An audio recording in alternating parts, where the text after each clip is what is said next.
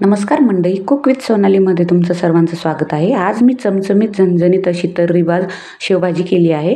चला तर रेसिपीला सुरुवात करूया। इथे मी 2 मध्यम आकाराचे उभे चिरून कांदे घेतलेले आहे, 2 टोमॅटो घेतलेले आहे, अद्रक लसूण घेतलेला आहे।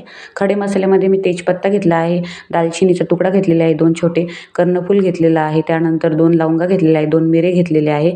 आता ह्याला सर्व मसाल्याला आपल्याला थोडंसं तेल टाकून भाजून घ्यायचं आहे। जास्त लाल नाही करायचं, ब्राऊन नाही करायचं, लालसरच भाजायचं आहे। आता कांदा मी भाजून घेतला, त्यानंतर खडे मसाले भाजून घेते एकत्र, त्याचा वास सुटेपर्यंत भाजायचा आहे खडे मसाले।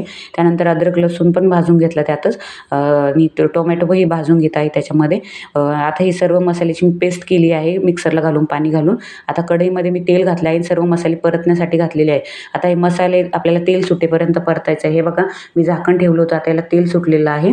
त्यात मी जे आपले कोरडे मसाले आहे ते घालून घेते।